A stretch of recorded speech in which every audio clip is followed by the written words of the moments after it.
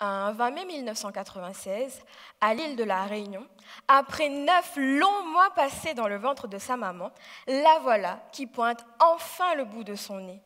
Et oui, Lola est née. Un mercredi après-midi, alors qu'elle n'avait que 10 ans, Lola commença à avoir mal au poignet, au genou, à la cheville, au dos. Elle eut aussi une forte fièvre et des maux de tête.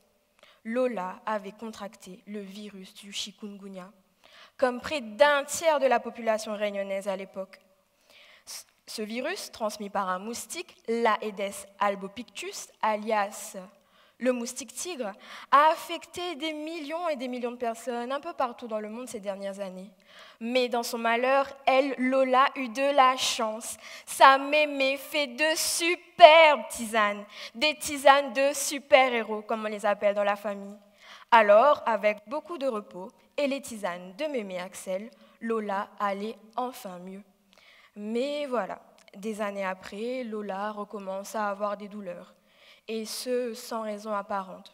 Comme de nombreux patients, des semaines, des mois, voire des années après, Lola était atteinte d'une infection chronique, c'est-à-dire qui perdure dans le temps. Et malheureusement, il n'existait, et il n'existe jusqu'à ce jour, aucun traitement contre la maladie. Les années passèrent et Lola grandissait. Elle voulut comprendre ce qui se passait dans son corps pour pouvoir y apporter une solution. Alors, après ses études en biologie, la voilà qui commence ses travaux de thèse sur son île. Aujourd'hui, Lola sait que la cause de ces douleurs chroniques est la persistance du virus au sein de ses articulations, et plus précisément dans des cellules de ces articulations. Les cellules, ces petits éléments microscopiques qui nous composent.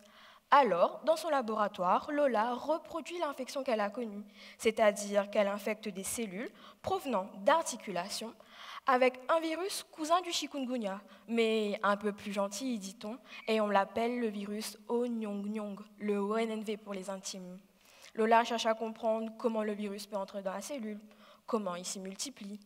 Lola sait aussi que ces symptômes traduisent la réponse de son organisme, et plus précisément de son système immunitaire face à l'infection. Alors, elle cherche à comprendre comment la cellule se défend, et quels sont les acteurs majeurs de cette défense. Et enfin, quelle fierté pour Lola! Elle étudie aussi les plantes utilisées jadis par sa mémé pour la soigner, à la recherche d'une molécule active contre le virus. Autrement dit, elle est à la recherche d'un traitement. Petite Lola a bien grandi. Et petite confidence, Lola, c'est moi.